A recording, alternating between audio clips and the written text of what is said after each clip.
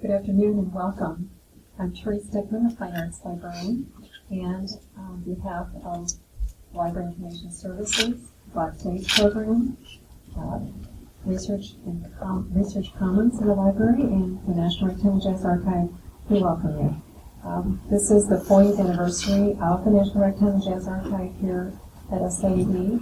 We have a table with some historic materials about the Jazz Archive in the back. You know, take a look later. We are so pleased to have Roscoe Crenshaw here today, who is a photographer and who's been taking photographs of St. Louis area jazz musicians for about the same time that the Jazz Archives has been in existence. So we're delighted to have him here today, and Prince Wells, the director of the Black Studies Program, will introduce him. Thank you, Therese. My name is Prince Wells. I am the director of the Black Studies Program. I also teach music here, music professor at SIUE. Today it is my pleasure to introduce Roscoe Crenshaw. He's a graduate of Sumner High School, where he went to school with Lester Bowie, who was one of the founding members of the Art Ensemble of Chicago, David Hines, J.D. Perrin. J.D. was after me. J.D. came after Floyd LaFleur. Floyd LaFleur, some of the founding members of the Black Artists Group there in St. Louis. Oliver Lake was after me too, but a couple of years. Yeah. So Roscoe is a poet and a writer, amongst other things, aside from being a outstanding photographer.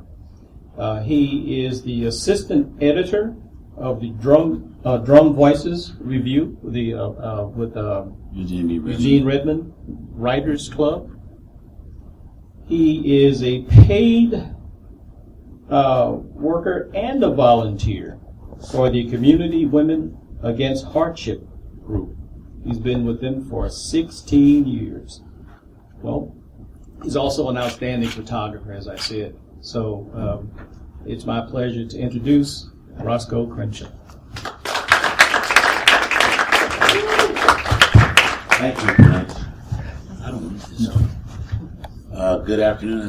As he said, I'm Ross. They call me Ross. That's what my friends call me, and some of my enemies. And to AKA Kid Caboose, don't ask me the source of that nickname. But Therese mentioned that maybe some of you, before I start telling you who these people are, maybe some of you could tell me who some of these people are. Like this lady here. Anybody? I have a couple of professional musicians. They probably, Bob DeBoo right here, super bassist, and Matt Villinger in the back, fantastic keyboard player, and Rick Hayden. They probably know who these people are, so they don't get the prize. But at any rate, this is Diane Reeves, and she was in the movie, I think, Good Night, Good Luck, and Community Women had her at our gala at the Sheldon. We had one Sunday night. We had one every year. And she raved on and on about George Clooney because she's on the movie set with him, talking about how wonderful he was and this and that, But she's a delightful person. This was before she was known as a jazz singer. She was quite an R&B pop type singer before. I'm sorry, I want to focus on one side of the room. I thought she was great then, but my traditionalist friends didn't like her till she started singing the stuff that Sarah Vaughan sings and Ella Fitzgerald. And she says no boundaries. In other words, she can cross the lines back and forth. And there's a lot of instrumentalists that do the same thing. But this was at Powell Hall, and she wasn't as famous as she became, and she was opening for Mel Torme. This was in the middle 90s sometime. This is a lady that I met first about 10 years ago. Then she came back. Anat Cohen. She's from Israel, but she's been here probably 12, 13 years. Clarinet and all saxophone. She's awesome. And her brother, Avishai, I think he plays trumpet. Because there's another one with a similar name that plays bass. I get them kind of confused. Does anybody, I didn't ask you if you knew who she was. So I knew somebody knew her too. What about this guy? I don't know that one. his father was awesome piano player, considered to be eccentric. Thelonious Monk. This is his son, T.S. Monk. This was taken in 1999 at the old Jazz at the Bistro down on Washington. Because many of you may not know, the new one is fantastic. They just had a $10.5 million renovation, and that new Jazz at the Bistro is awesome. They opened with Wynton Marsalis and the Lincoln Center Jazz Orchestra as the opening act. They've had David Sanborn, they've had Jesse Gannon, who's a local area guy, and his group, The Truth. And of course, did you play the sneak peek, Bob? Yeah. Yeah, and with just Bob plays whatever kind of music you need. He played with my friend J.D. Perrin at the gallery a few years ago. You know, Coltrane music and original music. He can adapt to whatever musical chemistry is required. But this is a friend, and she's been here so many times. I've got so many personalized pictures of her. Anybody know who this is? Anybody? Regina Carter. Well, you can go ahead. I can answer. Students don't say anything. Yeah, you know. But give them a chance, and then you can say, so this is Regina Carter. I was telling her about her hair. Something I liked her hair. She says, wow, this is a weave.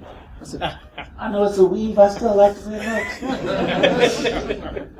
But she's a sweetheart and a gifted player. And she's married to her drummer.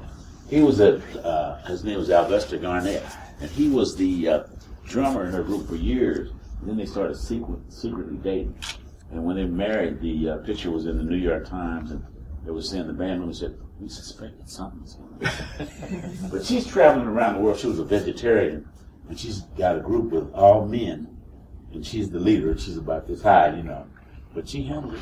And then she, in later years, got females. Like she had a percussionist from Cuba. I can't think of her name right now. I don't know where her cell number is, but see, I can't look her up because I can't remember her name. It's written down.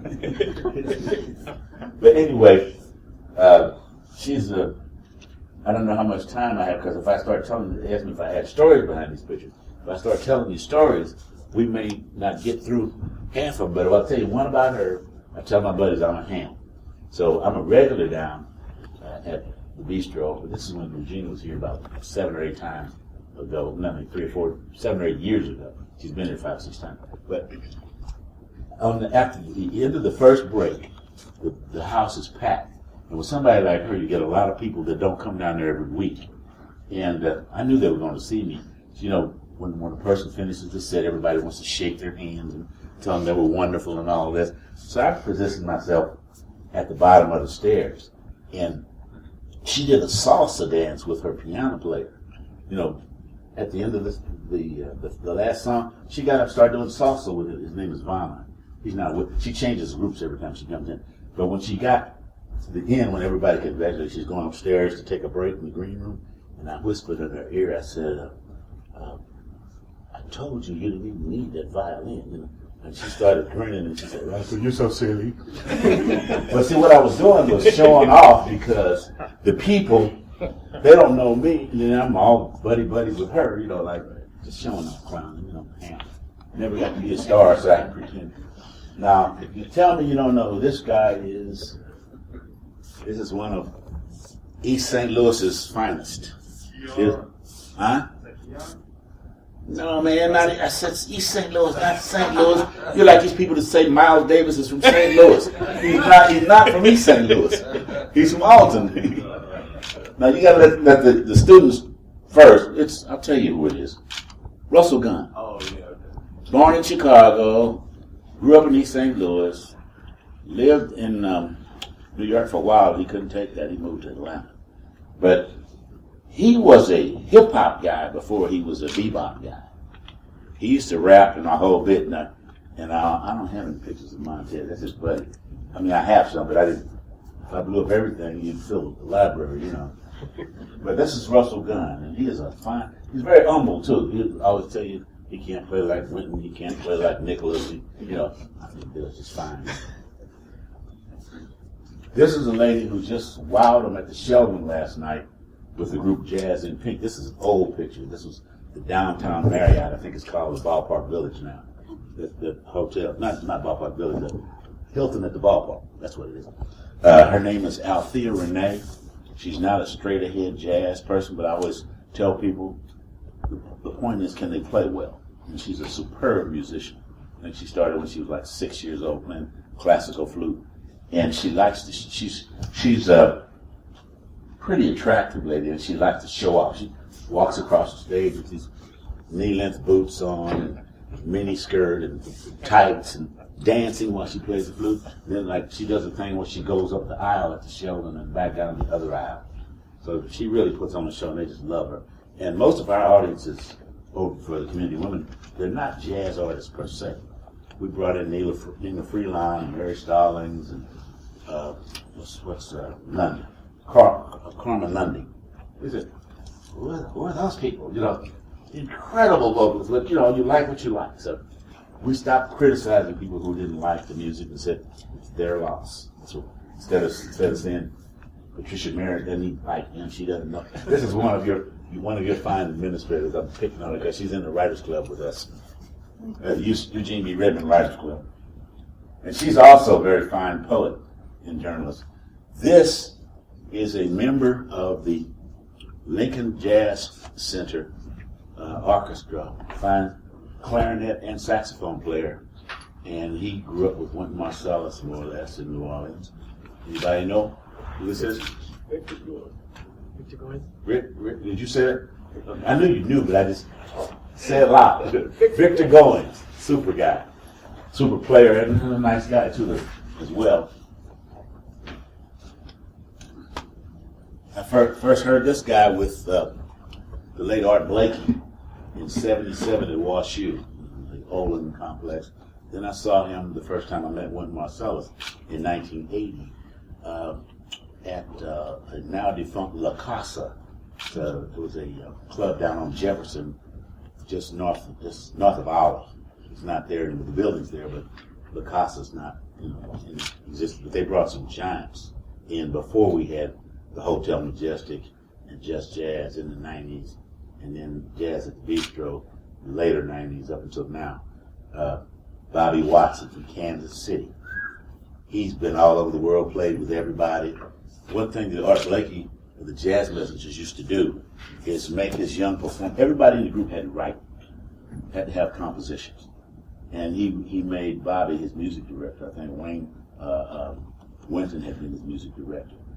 You know, give them an opportunity as young people to get out there and see what it's like to lead, because it's a tremendous responsibility to lead a group, and it's kind of challenging, you know.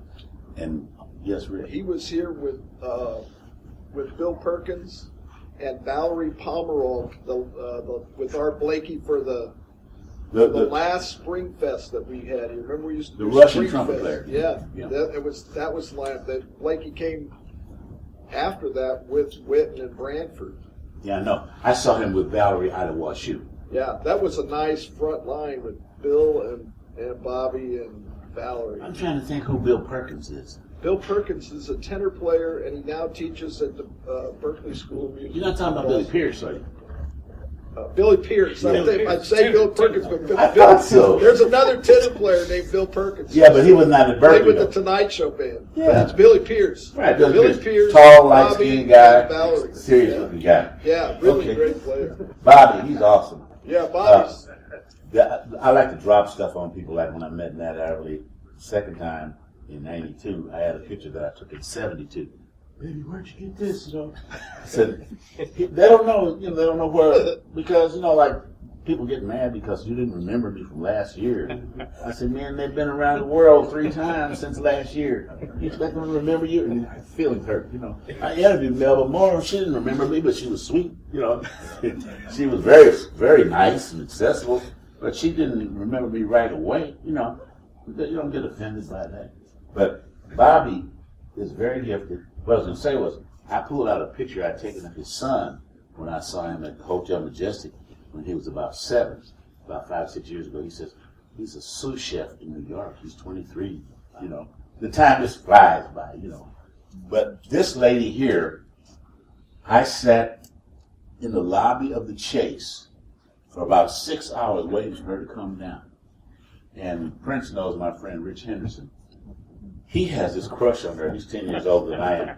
And I like her, but I wasn't about to sit there that long. But I did it because of him, you know, because Lloyd Smith was there and Charlie Manise, the jazz historian who had like everything that Duke Ellington ever wrote. He taught classes at UMSL. Charlie Manise, he's deceased now. They call him Cactus Charlie, but he's been gone. He was a post-dispatch photographer, and he worked at McDonnell Douglas, where I worked, with his passion for jazz. He sat there and cried at the bar one night because of the moving ballad that I think it was Carmen McRae played. Sang. He just cried because it was such a beautiful ballad, you know. Not that he's just terribly mushy. But anyway, this was after we waited all that time, and she's going out the lot. You see how she's dressed. She's trying to be incognito. And I said, Rich, does she go? He would not admit this, but he was scared to ask her. He said, I'll take the picture, and I'm not afraid, but you want the picture, you're going to ask her, you know. And her manager, we were in a limo, and it was snowing. It was the last day of her performance. It was in '82. They were on their way down to, I think, the American Theater to perform. And she's in the limo, and he always tells people I cut him off the picture. See, he was on the picture. So you got a copy with you on it? I don't much on it. I only got one picture. Ask me if they know who it is. Yeah. Anybody know who this is? She sang Stormy Weather the year I was born, 1942. Huh? Yes. Lena Horne? Yes, ma'am. Is it? Yes, ma'am. Wow. And our group, Community Women Against Hardship, had her grandniece, Kenny Horne. Check her out. She's 49 years old, looks like she's 29. She was our featured guest in, when was that? Was it the summer? At BB's. It was in our summer jazz brunch in July.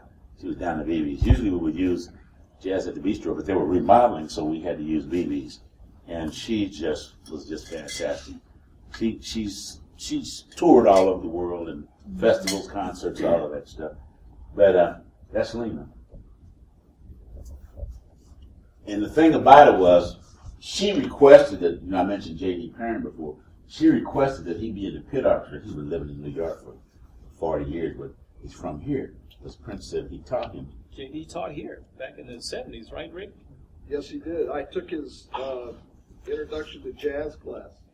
Well, He taught the general ed jazz class in the late 60s, early 70s. And ironically, when he went to New York, he was talking to Hammond Blewett, and Hammond Blewett said, "You don't know anything about jazz. You need to go see George Coleman."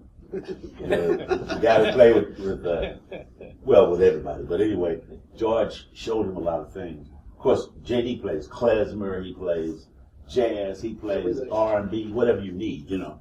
And that's why a lot of the gifted musicians, they have to do that if they want to pay the bills, you know. Prince already recognized this guy. He's a lot of fun. Anybody? This is, I'm going to speed it up because I got a lot of other pictures. This is James Moody. And this is at BB's back in like 82 or so. Man, recognized the brick wall. This was the night that another photographer had this set up. It was really good for the lighting. It was better than what I had. He asked me if I wanted to use it, and I did. Because, a lot of times the photographers try to show some etiquette and some, consideration for the other photographers. Like if I have a videographer, like when I did weddings or when I do other things, I'll ask the videographer to tell me if I'm in his way with my camera, Some people are not that thoughtful, they don't. This guy was in the movie, I think he was in Kansas City. Huh? What? Oh, yeah, okay. I thought I had dropped something. Now, this guy was in Kansas City. I think he was born in France. He's been at the Bistro. His name is Jackie Terrison. He was 17 when he was in the movie Kansas City. They had James Carter and Joshua Redmond and Russell Malone. They had an all-star band in that movie. But this was not at the Bistro. This was the first time he was here. He was at Just Jazz. I noticed the drapes in the background. But he was at Bistro later on. Here's another St. Louisan. They were talking about St. Louis. And a lot of these people are not from the area. Some of them are nationally and internationally known. But this is the late, great Jimmy Forrest. He's known for a tune called Night Train, but he played a lot more than that, you know. I had an old LP. Does anybody here know what an LP is with the young people? Yeah, but Like a vinyl record. yes, yes. 33 and a third RPM. Man, you're laughing, but pretty soon they won't know what a CD is. And I didn't get off of, what do you call those? Before you had thumb drive, the little flip thing. I was on them till about 2 years ago. What do you call it? Cassettes? No, the text and stuff. The little cards you stick in before they had thumb Floppy drive. disk? Floppy disk. They were laughing at me down at the office. I said, floppy disk? Man, we don't use those anymore. And people don't believe it. Even last night, people from out of town, I don't have a cell phone.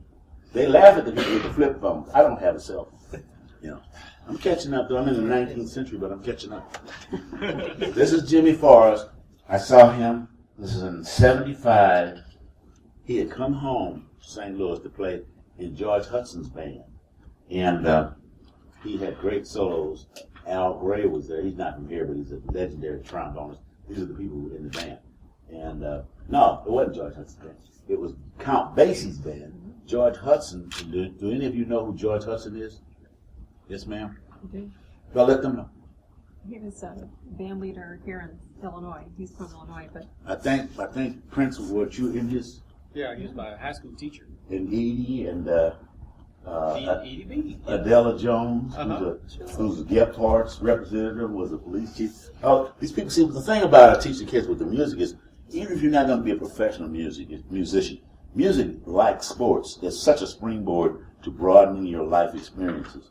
And you can go any direction you want to from there, you know, to learn how to interact with people and how to manage things if you're a band person, or how to interact if you're not a band person. But that's Jimmy Forrest. I also saw him at the Gold Palace down on Gaslight Square. And just to show you that I wasn't always resourceful, I didn't have a telephoto lens. It never occurred to me to get up, as I always tell my students, don't be lazy. Get up and walk back there and get a shot. I didn't even think about it. I wasn't lazy. Just I didn't have a telephoto lens. Walk up there and get, the picture. He's so far in the distance, you can hardly see who it is. But I learned from that. That was like 30 years ago. This is one of my favorite of the not super young Reed men. He plays all saxophones and all clarinets. All saxophones and clarinets. And this is, you might, if any of you know, Erica Johnson, who got her master's right here. She's in the background. He took her to Italy to perform. I have pictures of her by herself, but I couldn't bring everything, But they were running around the bistro playing and acting silly on the break. And if you see him at a clinic, it's like a university professor. But at the bar, it's a different person. He's a brilliant guy, awesome player. And he's played with the World Saxophone Quartet. He's played with one of Lester Bowie's organ groups. And, just very versatile, as most of these musicians are. who is it? Who is that? James Carter. Regina Carter's cousin. I asked him if they were ever going to record. Where'd she go? Here she is. And they have recorded since then, but I didn't get the CD. But they're both out of Detroit. Of course, Regina's been living in New York for years. Some of the people never moved to New York. They stay in their hometown and they commute. Because Bobby Watson was in New York for years, and I guess about 10 years ago, he moved back to Kansas City to take over the University of Missouri Kansas City jazz program, and has done a great job with that. This is one of my favorite all-time tenor players. I had somebody to tell me that they didn't know who he was, and they didn't like him. And when they found who he was, they didn't like him. And I said, you like who you like, but did you know that Train and Sonny Rollins used to follow him around to learn things? Because they love Train and Sonny Rollins, but they don't know the history, Of course, you still don't have to like somebody because, he came before, but they had no idea. This is Dexter Gordon, the long, tall Dexter. What's that movie he was in? Around Midnight or something? Because he was they said, we thought he should have gotten maybe an Oscar. Was he nominated? Yeah, but the thing is, they said that he was just playing himself. He was, but he did a great job. So was John Wayne. Yeah. I said, so was John Wayne. Oh yeah, They gave him exactly. an Oscar. The Duke. Lost But the football with John. it was like he's got this real voluminous voice. He came back, and he'd been living overseas for years, and he came back in '77. And I had a double album, Barbara Rose. He was a promoter at Just Jazz. She gave me the album because I was on the radio then. And it was like a reunion, like a homecoming, I think might have been the name of the CD, because he had Christy McBride and a bunch of folks. It was great music. But when we were at the Chicago Jazz Festival in 1987, he played and he came off, and they had the jazz messages of Art Blakey's All-Stars. They had a lot of old giants. And when he came off stage, he was on the side over here, and the news media ignored the people who were playing, and he likes to play, joke around. They were just focusing on him and forget the music, because that's the kind of a character, charismatic character that he was. Now, here's another guy. I must have seen him in St. Louis maybe a dozen times on a dozen different venues. And he's from Pittsburgh. He was known as Fritz Jones. What is his other name? Anybody? Huh? Anybody? Bob? Nope. No, look closely. I didn't try to dress like him. That's about it. It's the real way. He wishes. Yeah. Not because of Bob Bennett even cracked on him. It's a lie. All these beautiful outfits, not play like that. So Ahmad Jamal. Ahmad Jamal. He told me that he never lived here, but he did play in George Hudson's band. And Prince played in George Hudson's band. He was on the road, but he, around 50 or 51. But he told me, because I thought he lived in St. Louis. He said he never lived in St. Louis. But he was in the band. And he's one of the true legends. You hear that a lot. But, people aren't necessarily legends just because a lot of folks like him, Now, I've got a lot more, so I'm going to pull out some of these. This is another former St. Louisan. He has his own record label. He lives in New York. I don't think he's in New York. He was in Jersey. I have to go look at home and see where he lives now, but we don't care. This is Greg Osby. Who said that? Somebody. He looks so young there. No, it's like, I was wondering, did they say that because of who it is or why? I'm just curious. Yeah, well, he was young. That was in the 90s at the old Casa in U City, Trinity and Belmar, down from the City Hall.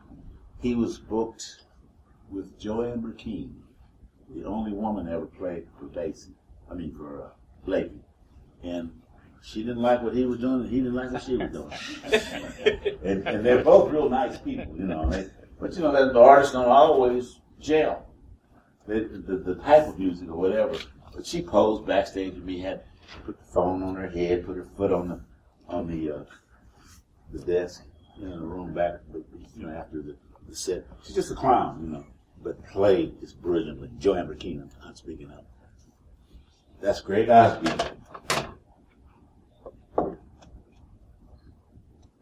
This is the guy, I mentioned his name 2 or 3 times. Bob played with him. Plays all woodwinds, from Indian flute to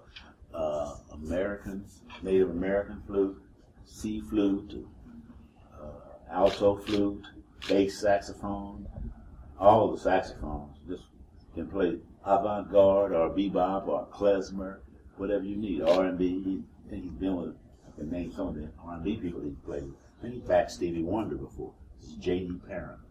Went to Sumner High School. John David Perrin. So he was right after you in Sumner. About 2 years after me. This is Big Chief from New Orleans. Anybody? Donald Harrison. Donald Harrison, back in the early 90s, he and Terrence Blanchard, who's just made his fame as a movie score guy. Not only Spike Lee movies, but a lot of other movies. He's won awards for his compositions. But he and Donald Harrison and Terrence Blanchard were a tandem, you know. And I think at the time, Terrence Blanchard had some problem with his chops and didn't play for a couple of years. They didn't fall out, they just, you know, separated. And they're still good friends as far as I know. He was going to have my pictures in Jazz Times, and it never happened. What happens is a lot of times they're blowing smoke, but a lot of times the record company or the magazine chooses to use their own photographer. Even though you've got perfectly good stuff, you know, right there for them, they want to pay a photographer to go out and do more, you know. This next one is one of my favorite people. The thing I like about her, as I like about most artists like that, is that she has her own voice. She doesn't sound like anyone. I love the way she sounds. She's from North Carolina. She was an educator, I think, before. She is a protege of Maya Angelou. This is Nina Freelon. Spells her name Nnenna, Freelon.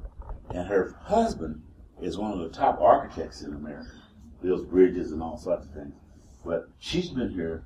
She is with Coca out in U City. And then she was at the Bistro a couple of times. It's about time for her to come back because she's really good. You know, I just like her. But I was talking about Kimmy Horn. I would recommend that you Google Kimmy Horn. And if you just www.kimmyhorn.com and see what her discography is. This guy here, very nice guy. When he was here last time, a couple of years ago, and he mentioned that he was 45. I said, 45? Oh yeah, I guess that's about right. This is, anybody? Robbie Coltrane, one of Alice and John Coltrane's many offspring. But he was only a year old when his dad died, so he barely knew his dad. But I was leaving the place, not the last time he was here, but the time before that, and this old head from school, one of the guys, these people that I call them record collectors. They can't name but 10 people, and those are 10 people that don't like jazz now, you know. And then they want to have this profound opinion, you know, adamant about it. But he walked out angry. He said, "Man, that ain't Coltrane." What you mean it's not Coltrane? It's Robbie Coltrane. He wants to see his dad reincarnated. His dad died in '67, you know. And unfortunately, he didn't try to copy his dad because that would have been a disaster. But his own style is beautiful, you know. He had a lot of his original music. Here's another giant. Got to see twice. I saw him at the old Mississippi Nights. This is at Loretto Hilton, Webster University campus. Anybody? Yes. Now wait. He didn't hear you. Who is it? It's Joe Henderson. No. Bob got it. It's Sonny Rollins. Sonny Rollins. You can't see from back here, man. Sit up here. That's right. There's a seat up here. This is Sonny Rollins. He's one of the legends. You know, I prefer Train, but I certainly wouldn't want to shortchange him. You know, they're all different. I don't know if I have a Joe Henderson in here. I know I photographed him. This got broken in transit. It's no big deal. I have some more glass at home, but this is what happens when you transit. Because I started to try to individually wrap each one. So no, I'd be here at home trying to do that until daylight. So I just throw the glass away when I get back where I'm going. But he came out of Pittsburgh too. I first saw him with Bobby Watson's group Horizon in 1992 at Just Jazz in the Hotel Majestic. This is Terrell Stafford. Beautiful player. Every time he makes a CD, it's more lyrical than the one before. And he's a nice guy. His only problem is he has trouble with women. One of his band members said, no, I don't mean, let me finish. I'm not doing a blanket attack on women. That's not it. His band leader, was it Tim Warfield, I think it was, a tenor player from Pennsylvania. He was saying, he got married again, man. It's about his third marriage. He's going to keep trying. But this is one of the people that I think Prince asked me about. His son still plays around town. I don't think he can touch it. Dad, he can play, but If he played quit, with John. dancing and played. I played with him. Oh, Johnny? Yeah. I played He's a with John. super nice guy. Unbelievable. We used to say that if he picked up a Fender bass, he'd make it sound like an upright. He was You unbelievable. close your eyes, you think he had an acoustic bass. That's how good he and so humble. And his idol was Raymond Matthew Brown. That's what he told me. Absolute joy. Yeah, even when he got sick, he kept having heart attacks and stuff. Yeah. He never complained. You never know, but No. I think he died he was 70 years old, so he was in Downbeat right away as a. I'd like to have it. Can I buy a copy of that? Yeah, I didn't want to come up here marketing myself, but I'll sell it. But Yeah. I'd buy that picture right now. Well, you see me after it's over, and Okay. All right. I'll give you a deal. Well, let him hold it. He'll pay more money for it. No, I don't give them a ridiculous. My friends always tell me I'm crazy about it. Because normally at an exhibit, That's beautiful. I sat next to that bass, man. That's and some of these basses, like you might not have any idea if you don't play bass how much some of them can cost. oh yeah. Charles Fambrough, who played with Art Blakey and the Jazz Messengers, he had a 300-year-old Tyrolean something or other. But I know Chris Thomas was from U City. His bass must have cost about $25,000-$30,000, and I guess he's about 40 or so. He's in that age group with Montez Coleman from East St. Louis, a fantastic drummer. They just did an incredible. I didn't bring any pictures of her today, but Tia Fuller. Check that name out. Is that Mixon? Huh? Is that John Mixon. John Mixon. He's just was a super nice guy. But anyway, here's Joe Henderson. That's what I was talking about. That's what the gentleman back there. This is Joe Henderson. You still squinting? Come on up here when you can see. I'm the one that's blind. He one of those people that's shy, doesn't want to be. I didn't ask you to speak. Just come up where you can see better. And he wants to have a quick exit. Sit near the door so something happens. But anyway, Joe Henderson. This is at Loretta Hilton in Webster University campus back in '92. And back to that Sonny Rollins. I'm not going to pull it back out. I'm just going to mention it. When I shot Sonny Rollins at the Loretta Hilton, there was a black newspaper, a jazz newspaper called Jazz Spotlight News. And I think it went out of business like 81 or 82. But I had a press pass from it. And I knew that it wasn't any good, but I had a seat right down on the front. Well, here's the stage, and I'm right there. And I'm just shooting. And this young lady, real sweet young lady, comes by, sir, you can't take pictures? And I pulled out my pass. I had kept in my wallet. It was no good. So I knew what she was going to say, but she had to go check. And while she was gone, so I got the Sonny Rollins I just showed you, But Sonny Rollins, if you know anything about him, his solos will go on and on and on. I had to take my camera. I'm not going to leave my camera with people, so I was going to take it to my car. So if you know anything about Webster University campus and out in Webster Groves in St. Louis, we're on one street. I'm trying to think. I know all the streets and can't think of any of them.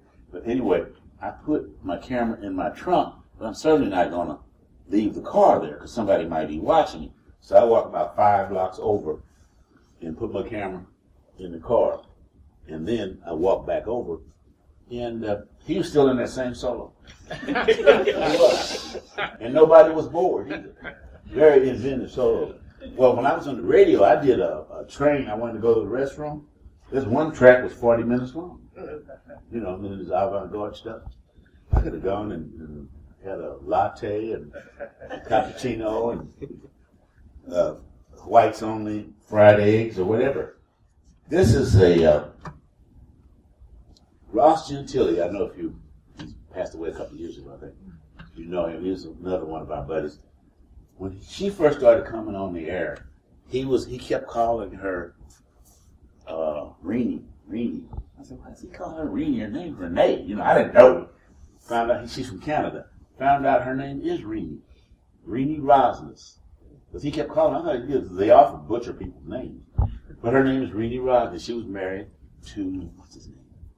Because they're not divorced. They're not married anymore. The drummer. Billy Drummond. She's married to Billy Drummond. And about that time, he might have even been in the group. But later she married another pianist named Bill Sharlock, superb piano player. And I got pictures of them. He was in town just to hear her. She was with the San Francisco Jazz Collective. And it's about 7 or 8 people. And they switch up. Like Joshua Redman was a music director. They had Dave, what's his name, the trumpet player. Dave Durbin, can't think of his name. But anyway, they've had a whole lot of outstanding musicians in and out of that group, San Francisco Jazz Collective. And if you read these jazz magazines, you'll see a lot about all of these. This guy was at SIU Edwardsville, I guess it was in the late 70s or early 80s. Anybody know who this is? Played with John Coltrane, among others. That's Pharoah Sanders. And the late, great John Hicks's wife, Olympia. John Hicks is a piano player from here. We were coming out of Moose Lounge one night, and she said, he was in Arkansas, his name was Pharoah. What is Pharoah now, please? Let him be called what he wants to be called. And I don't know, if you tell me you don't know who this is. Yeah, I'll buy that one. Anything that's not personally, I will sell anything that's not personally. You should pass that one around. Somebody will buy it. What do you say? This is a guy who left us too soon. He's a fine drummer named Tony Reedus. He's from Memphis, but he passed away a couple of years ago at the age of 49. Super nice guy. His first time leading a group, they don't usually have anybody on Sundays, but he was there Saturday and Sunday at the bistro. And he bought us all. I was still drinking then. I don't drink anymore for health reasons. And it was something called Hennessy Principle, I think. A privilege or principle, one or the other. It was like a VSOP of the cognac. And he bought all of us drinks and everything. And he had been at Kansas City. You know, they're known for Barbecue Gates and this other guy who was better than Gates. But they were asking him, what do you think of St. Louis's barbecue? What do you think? Kansas City? He said, baby, I'm from Memphis. Talk about Kansas City. Barbecue. Don't get it twisted. We've talked about these two people. He was a friend of mine. I was one of his pallbearers. You know, they got a man in the red vest. Passed a few years ago. That casket was a dozen of us, and it was a struggle to carry it. But this was with Mel Torme. It was out in the lobby of the backstage at Powell Symphony Hall when Mel Torme was performing there. This is one that Prince requested. I didn't have him by himself, so I got him with George Hudson and Dwight Bosman. Is that Dwight? Not Dwight. That's Dwight. Yeah, I was asking him. See, I've known the Bosman. I don't know if you've heard of the Bosman twins. Eugene Redmond likes to hire him when we have our poetry things a lot of times. But I always get Bosman, Dwayne, and Dwight mixed up. First saw them when they were 14. They're about 55 now, and I still don't know which is which, you know. I know the differences, but I don't know which applies to which person. A friend of mine used to date her, but she didn't know either. But this is Robert Carter, who was a trombone player with George Hudson. You met him? You look kind of puzzled with it. Did I get it wrong? And that's Dwight. This is the legendary George Hudson. He used to get his Count Basie's charts and use them for the George Hudson band. He's a friend of my dad's. We used to, well, I didn't do anything. I was 6, 7 years old, but actually, George's son, Duke, he lives in New York. He'd come here, and I got all this stuff, family memorabilia. My dad booked, he was a promoter. He wasn't a musician or photographer, but he had all this stuff. He would promote gospel and jazz groups. And I have a contract for $150. I gave a copy to George's older son. 15 horn players and a vocalist from 10 o'clock to 2 in the morning for $150. $150, that was in 1944, you know, when I was 2. When a dollar was a dollar. Yeah. Anybody that we've talked about him know who he is? He was married to the late soul singer Fontella Bass, who's a good friend of mine. The last CD I did working with her. Lester Bowie. He's something. he's a real innovator. A friend of mine swore that he called, he was at the Moose Lounge, and I didn't know he was going to be there. And I'm a Laker fan. You wouldn't, the way they're playing nowadays, you'd think I would be, but I've been a Laker fan forever. And I was watching the playoffs. And my buddy called me and said, Lester just came in. He just come in from Russia because he had this beautiful fur hat and matching coat.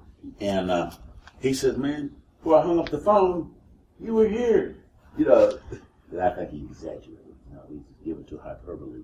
But at any rate, because he swears, you know, like because I don't live close to the Moose Lounge. I don't even know where that is. They don't even have music there anymore, but some real great. That's what I was going to tell you about Pharaoh Saunders, you know, that I just showed you this picture. He had played over here, and he went over to the Moose, because they, you know, musicians would come in, they'd sit in. And one of the old heads at the bar, because you know, he's known for playing avant-garde, all outside. And the old guy says, he don't know nothing about body and soul. And I don't think he heard him, but he started playing the straight-ahead version of Body and Soul and mesmerized them. People don't understand just because he's playing outside what they think is wild. Some of them even think it's noise, you know. But you know, they can do it all. You know, it's like this bit you're born and you're gifted and you're playing with soul. Hey, you got to practice. You got to practice, practice, practice, practice. This is a guy that Prince asked me about. He is from the Hayes Pillars band from many years ago. Now, this must be about over 25 years ago. I'm sure he's probably deceased by now. This was at a senior citizens home on Page in St. Louis. This is Hayes Pillars, tenor player.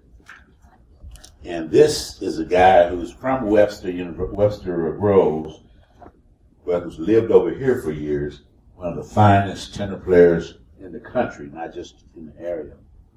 This is Willie Aikens. He also plays an awesome soprano sax. And here George was so profound that we had to use him again. George Hudson. Bad leader, trumpeter extraordinaire. That's in 1979 at Beckett Playground on Taylor and Page in St. Louis. This is Willie Ray Smith. I'm going kind of fast. I know you probably don't know who he is, but very fine player and teacher. He taught a friend of mine's son, Edwin Salter. He's deceased, but his son Mike is playing in Chicago. He was in the Top Latino band, and then he had his own bebop band. Mike ought to be about 27, 28, 29 now, but this is one of his teachers.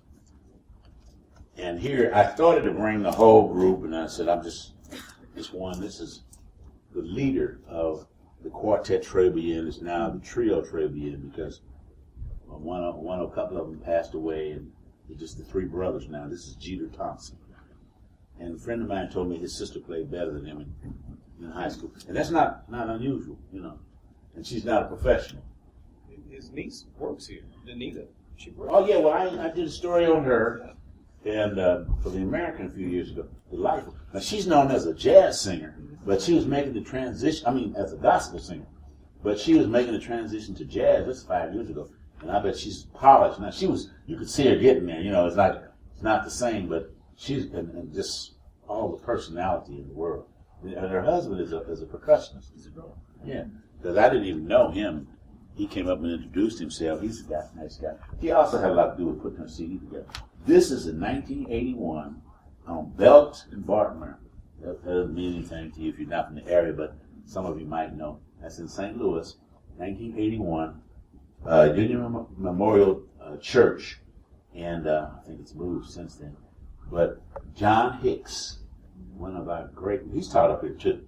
He's taught at SIU, but he passed away, 5-6 years ago, and played at his father's church this Sunday, 2 nights before he died, something like that, you know. But he's what I consider one of those that was underrepresented, that wasn't given the credit. But I have a video, an audio of his funeral, and all the giants of jazz you could think. They knew who he was, you know. They came out and paid tribute. And he was a very funny guy. I sat, and he had moved to New York. He came back here because Olympia, his wife, was still in New York, in St. Louis. he bought a house out on McCausland out near WashU. And I sat there, I was going to sell him pictures. I'm thinking these things where I don't sell any pictures. I learn about stuff, but I don't sell anything. It's all right, you know. But he sat down and we were looking at PBS. And he's one of the many musicians who can hold phenomenal conversations that have nothing to do with music. Very insightful there was an albino gorilla in a zoo in Berlin, and he had been there, and you should have heard him talking about this. It had nothing to do with music, but I mean, he's just well-rounded. You know, it's like poets. In order for you to get really great results, you need to be well-rounded. You know, the inspiration comes from a lot of places. Here's one that Prince asked for again. Anybody know who that is? Singleton Palmer.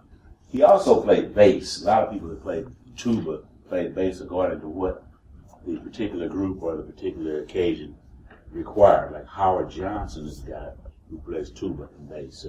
They don't hear much about him, but he's been playing around and very well known for years. And you should know who this is. He's from Lovejoy or Brooklyn, Illinois. Anybody? I know he knows who he is.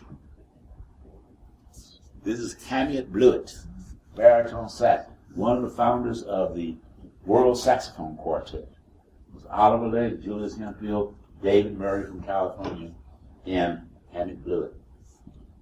He lived in New York for 30-some years, and I was over at his house to do something with pictures about 5 or 6 years ago. And he was talking about moving back here. He said one of the reasons was because of a toxic marriage. I just cracked up. I said, oh, I would keep that one. I like that. I haven't tried that yet, that marriage thing yet. I hear it's okay. This is another picture of the guy Prince asked me about. The man in the red vest. You can't see a red vest in that sepia picture, but that's Leo Cheers again. It's one of those things that this might be the 2000, no, that's in the 90s. But in 2001, they had the Miles Davis celebration. But this is before that, the Casino Queen parking lot. Here we have Robert Carter again, who's a trombone player. The late Lloyd Smith, who played with Ellington and bass. He plays alto and flute. He's deceased. And this guy is not a musician. It's Kenny Lee Leisure. This is he worked out where I worked at McDonnell Douglas, and he was an umpire when I played softball out there.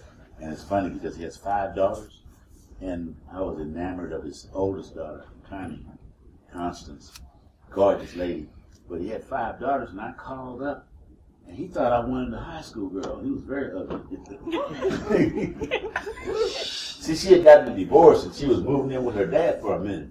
He was snapping at me. Then he found out what it was about, and then we became friends, you know. But he was a fiery guy. He played Canadian football and everything. He was not to be played with. Now, I'm going to show you somebody, and then I'm going to show you one of her proteges. This used to be my favorite female jazz drummer years ago. Anybody know who that is? Terry Lynn Carrington.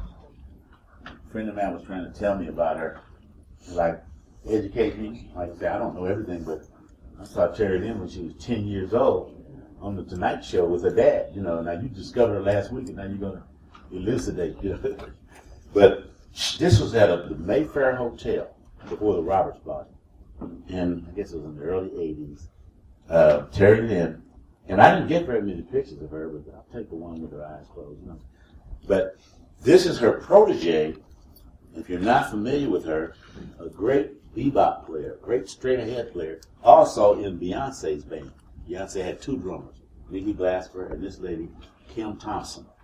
But if you watch Late Night with Seth Meyers, although he doesn't give his band the kind of FaceTime that Jimmy Fallon does, she's the drummer. And every night her hairstyle is different. Okay? And I know she must be making a lot of money because Terry's not the type to smile a lot. If you watch Seth Meyers' show, so it's 11:30, on Channel 5. She's got the most beaming smile. I think she's thinking about those residuals. Because I know that they, pay very well to do that. She took a group of her own to Europe. She's played with Kenny Barron. She's played with, just about everybody.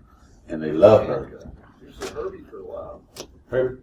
She was with Herbie Hancock. Oh, I'm not surprised. I didn't know it. But I know she's been with so many people. Yeah, she played with Herbie for a while. Ben Riley and John Hicks took her under their wing when she moved to New York. Because my friend Rich Henderson always knew some people that he could connect her with. And Rich was a real good friend of Leo Cheers. I was too. But Rich used to just get on his show on Sundays and give him reports on his annual trips to New York. Now, I don't know how much time we have, but does anybody have some questions?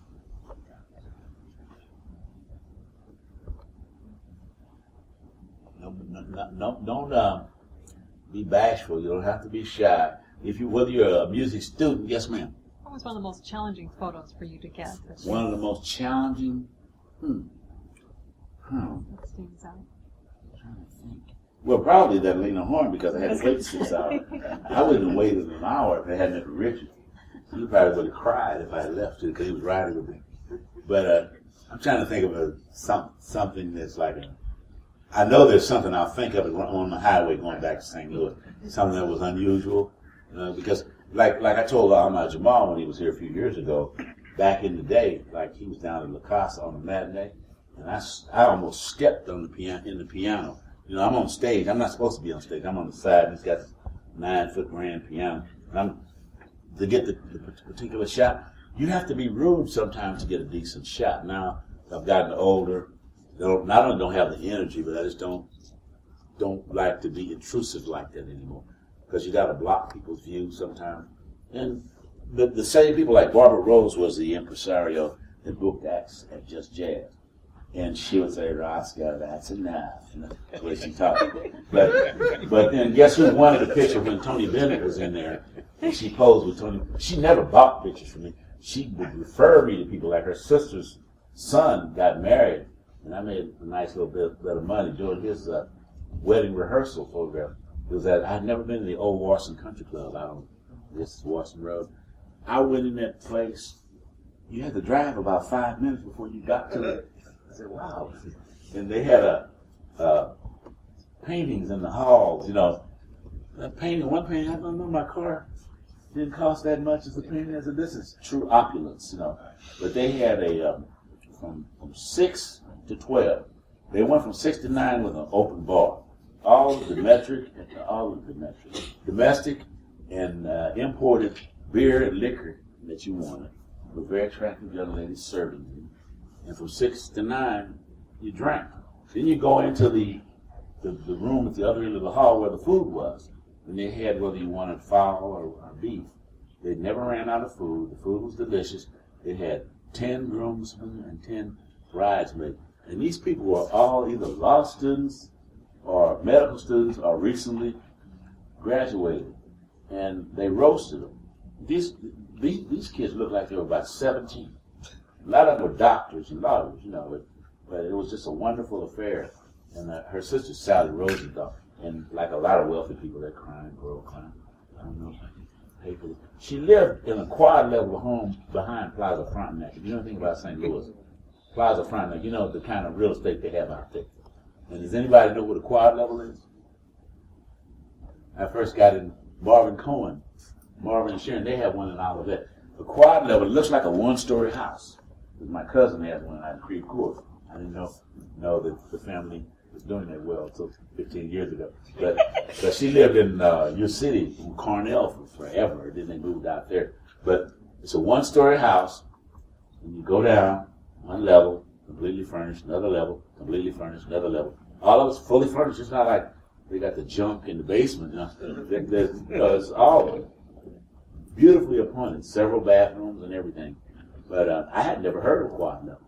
So you said, then she's got all these paintings on the wall that look like they came from some gallery in New York, and she did it. Barbara Rose's sister.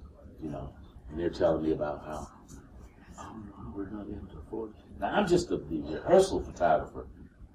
The money I made was great for me, but I know that wedding photographer, it was like 5 times that much, But now somebody has got to be Dr. Ramsey. How you doing? Good to see you. Yes, ma'am. What is it about jazz music that most speaks to your soul, that most invigorates your soul? What is it about jazz music? Well, the only thing I like about it is that it's very innovative, very creative. I compare jazz to poetry. If you got good poetry, it has surprises. Jazz has surprises. A lot of my traditionalist friends, I love the old stuff, but I don't think you should be limited to that. I don't want to predict the changes. Lou Donaldson is about 86, and every time he comes in, plays these perfect solos. But you know what's coming. I mean, he doesn't miss a beat, and but it's the same thing over and over again. It's beautiful, but I want to, even if I don't like it, just do something. I'm not bored with what he does. It's like, what he's going to do, more or less. Does that make any sense? Yeah, but yes, sir. I wanted to know, what is it that you look for when you're taking a shot? What I look for? Yes. Nothing in particular. Well, if I'm doing a pianist, you always want to get the finger. And sometimes, I talk about being intrusive. The only time you can get to them is by climbing over something or getting in somebody's way. And sometimes you just can't do it. Sometimes, no, you can't go up there, You can have a press pass, and in some scenarios, you can't get access like you want. But another thing you have to worry about is knocking over people's equipment. This is one guy used to come to sets all over town. He'd be on stage. John Hicks kicked him off stage a couple times. He's knocking over stuff and stepping on cars. And you don't even belong up there. If you're going to be up there, you have to pay attention to what's going on up there. But I don't look for, other than that with the pianist, a lot of musicians like my overhead shots. I'll go up in the balcony and shoot down. A lot of them really like that. But what it is, it's just like shooting sports or anything else. Like, I don't know hockey that well. But I know basketball very well. I know football, baseball. So I can anticipate. And the same with the music. I can anticipate. Like if I'm Bob DeBoo, has all kinds of skills, but he's not a guy who's trying to dominate. He could play much longer solos, but he plays just enough to grab you and make you love it. But then he doesn't go on and on and on. Some of them just won't. You have to get a hook for them, But I'm not trying to pick on him, but I'm just saying that he's tasteful. With Jeffrey Anderson is like that too. Jeffrey can play, but Jeffrey doesn't have to look at me, And that sometimes you want a long solo, but usually you get that with the horn player. But some of them will make you, oh man, you can't ever let anybody else have a chance. Dr. Ramsey, I didn't forget about you because I know it's going to be profound. Have you thought about a library or school you might consider donating your photographs to, and what might that school be, or what would it take for that school to get you to donate? You tickle you tickle me. Do you know who the late Rich McDonald is? I'm hoping you're gonna tell me. Yeah, he's the owner of Max Jazz Records, who's done this wonderful job. He's a good friend of mine, and he passed away suddenly. He was at the bistro one night and had a stroke about 7 or 8 months ago. But he used to, every now and then, he would say that to me. And I never got a chance to tell him, Richard, you're probably a millionaire. I'm a starving photographer.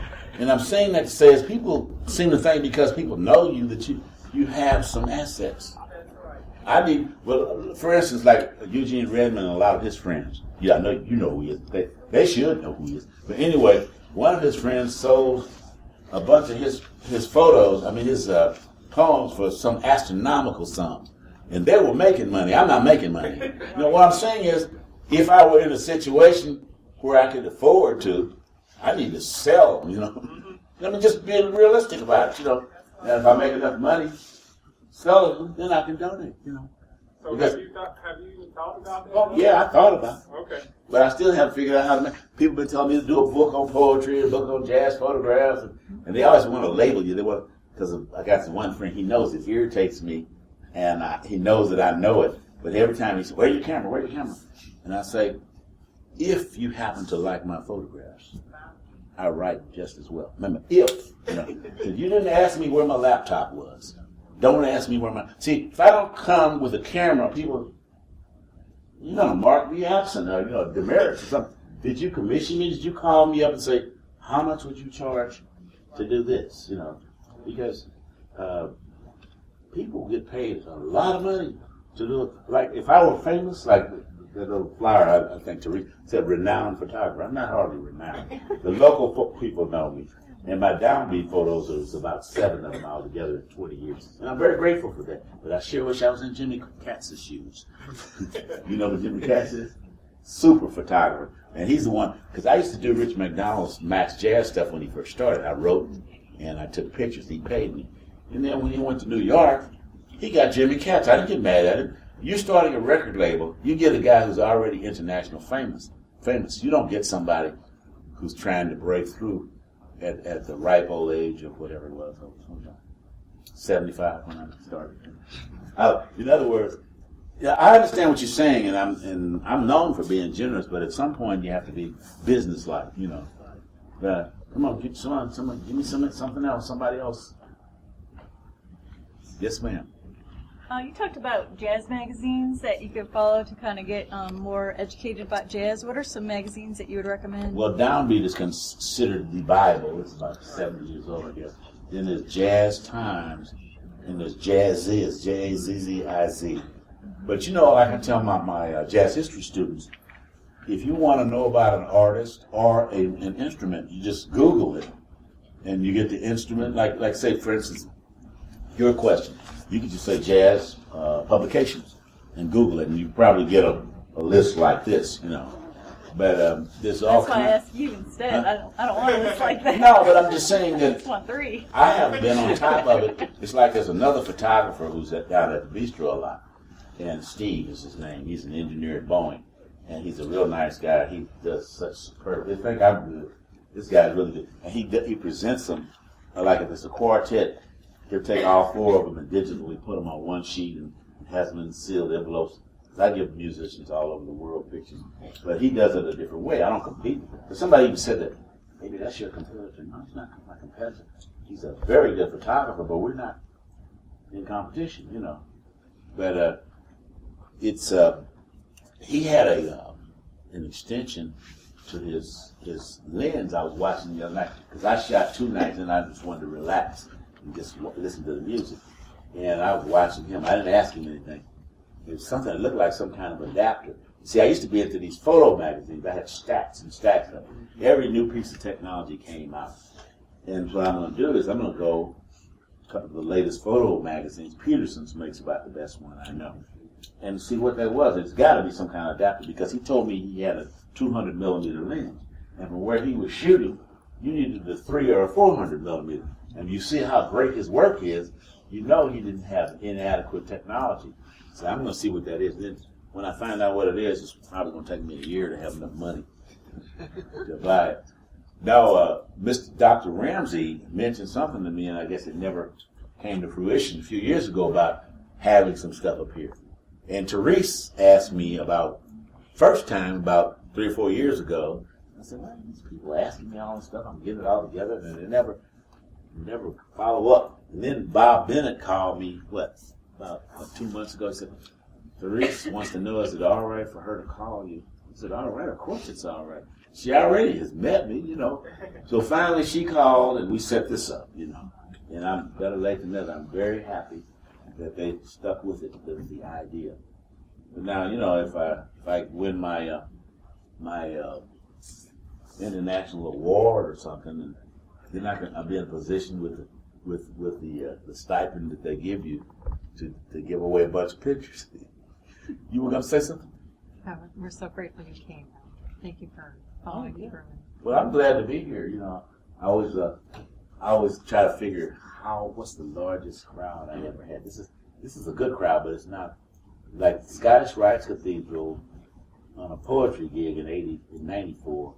Must have been about 700 people, and at the we had a thin crowd Sunday night, but I bet at the Sheldon we had 700 people, and I was emceeing. I just like to have the energy, just like a musician. The energy when you're supposed to, no matter if you got 2 in the audience, you're supposed to play like it's a standing room only. But it's really heartwarming to have a bunch of people and they're not bored to death, not making a lot of noise or whatever. But I hope that that this enlightened you or that you enjoyed it. I'm glad that you came out. We're not even through yet. I mean, we've got another 10 minutes, haven't we? Do you have any stories about Eddie Randall, who hired Miles? I don't. I talked to Mr. Randall a couple of years before he passed away. His son, Eddie Jr., was there was a band member was missing, the bass player was missing. They taught him a couple of chords that night, stuck in the band. He was a teenager, you know, in the band. Just like when they had Miles in the band. I think he was like 16. They didn't like that. You got this youngster in the band, you know, he doesn't even have his musician's card. But Eddie Jr. ended up playing at the Media Club, which is a very prestigious place down. It's on the top of the Laclede Gas Building. I think it's 8th and Olive. And because I went, that's the first time I ever saw leaf soap. You know, the leaf that just melts. They have it at the Ritz-Carlton out in Clayton. This is in '73.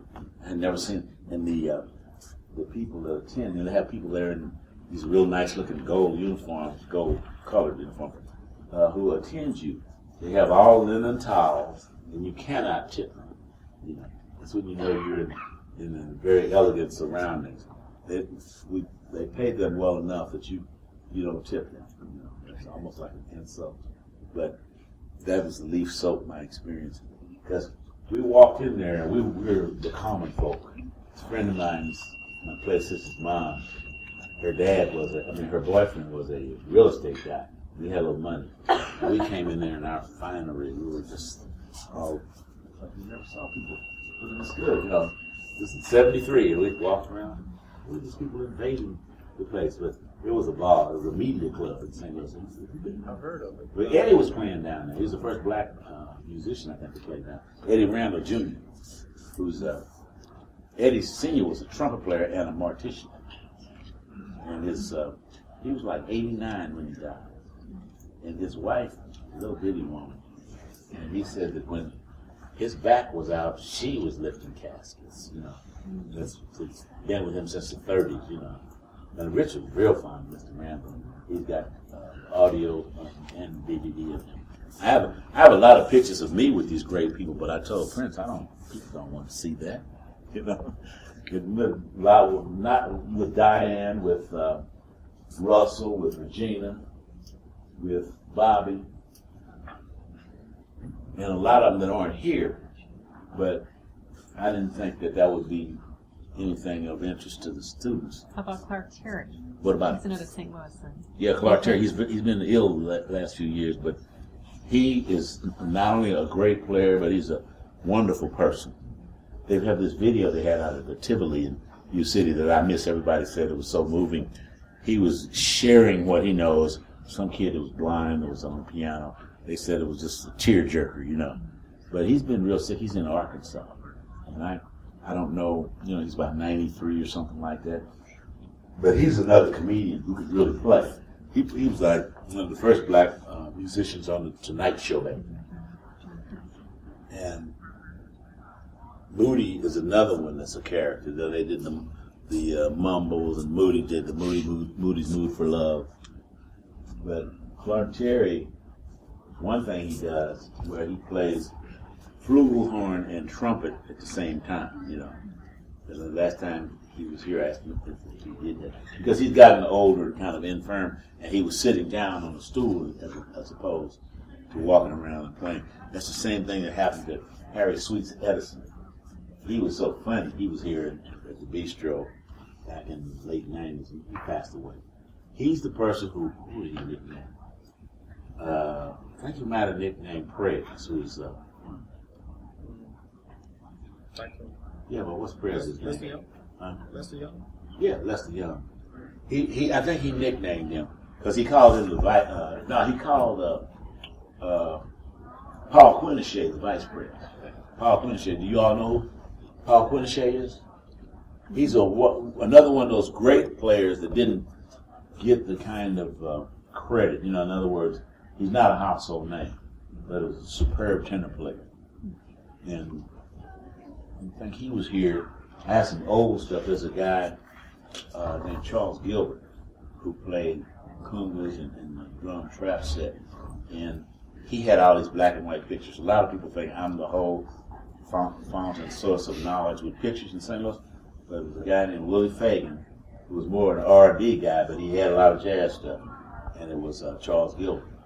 And I mean, they've got just a wealth of pictures. Well, did Gil pass away? I was just thinking. I know he was in a home. His wife was in a home, and then she passed away. But he, if you know who Don Cunningham is, Don Cunningham plays he plays saxophone and djembe and vibraphone, and he's a wonderful singer. But he is a protege of Charles Gilbert. And like a lot of people, I know somebody was trying to badmouth Charles, like what's he on stage? You call him on stage? They're like, you're not always as good as the people that you teach. But he still was an accomplished professional, you know, and I would never put him down. But I want somebody to stump me with a question, so I can say, I don't know. Come on, something that you want to know about the music that I may be able to help you with. When I was first started writing liner notes, I was going to take some courses on the technical aspects, and then I decided that wasn't necessary. Just do the feeling, you know. Just about. Question: So I'm learning about Gaslight Square and learning about the history in St. Louis. Do you have any concrete sources to go to? Well, like texts. I don't know if you can hear him. He wanted to know about Gaslight Square and other things in St. Louis. Have you all ever heard of Gaslight Square? Mm-hmm. It's been, especially the younger people, because it's been out of business for years and years. When I first was old enough to drink, it would be open on the weekends till 3 o'clock in the morning. We'd have on suits and ties, walking up and down all over the place. But there's a guy who was on KDHX named Al Becker. He prefers female vocalists. He didn't really care for male vocalists, that's his thing. But he gave me a stack of information about a performer who was not from here, but she lived here for several years, and then she went to D.C. and she passed away. Her name was Clea Bradford. She used to have a club in Gaslight Square on Boyle. He's gave me a stack of photographs and newspaper clippings about her. And about 8 months ago, he wanted me to do something with me. He said, I'm the person to do something with him. And then, or to know who to give them to. And the person that I was thinking of giving them to is a friend of mine who's also a jazz historian and author. But I don't know what happened, but it's something, I'm not going to call his name. It's something between him and Al. And, you know, he didn't have very good things to say about this guy. So I'm not going to take him to him. And I don't know what I'm going to do with him. I need to be trying to get my book started, too. I'm taking a dirt nap pretty soon, but I don't hurry up and do it, you know. But at any rate, if I don't know, you got 3 whole minutes left to stump me. What's your favorite place to do photographs of jazz musicians? My favorite place? Mm-hmm. I don't know. It's like people, the old Just Jazz and the Hotel Majestic, people love that, and I loved it. Then they moved up to the Bistro. And the musicians, they really love the old Bistro.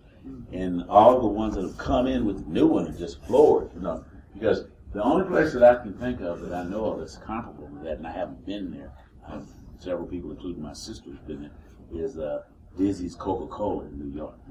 They said, I've seen the brochures. It's just awesome, you know. It's an amazing view out to Central Park. Of the city. Yeah, I played there. Yes. When you're sitting on the stage, and the people are sitting in front of you looking at you, they're looking out at Central Park through the glass. And I mean, it sounds amazing in there. That's the way the brochure portrays. Because my sister would send me stuff from. She lives in Colorado, but she goes around the world with her husband, and she was whatever she's got. Like we were in Johannesburg a couple of years ago. I got this beautiful African percussion instrument, and I took it up to the Cigar Inn in Belleville. By the way, if you ever get a chance on Friday nights at the Cigar Inn, great music every weekend. I don't care, local and regional musicians, just great music all the time. But Montez was playing up there, Montez Coleman, and I showed him this instrument, Man, you gotta give me that. Giving you this. If it hadn't been a gift from my sister, he might have been able to talk me out of it, but it's such a beautiful little piece, you know. Somebody back there had their hand up. Lady, young lady, did you have it? No, sorry.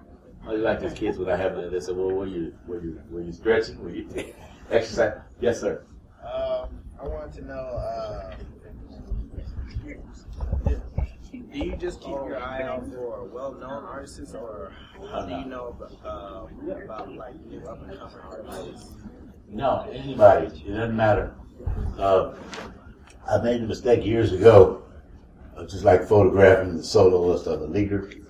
You miss some of the greatest shots in the world. You get everybody on that stage. And one thing that you do, I took a picture of Oliver Lex. He had a pocket soprano and some little soft-soled shoes laying down on the floor. I took pictures of that. I took pictures of trombonist Steve Turay's case, you know, of the instruments. And that kind of stuff is great, you know. But and not only that, sometimes it's just an impetuous thing. And you didn't plan it, but you see that, don't pass that up, you know. You got to capture that. So anybody else? Well, Well, thank you. I want to thank you all for your attention.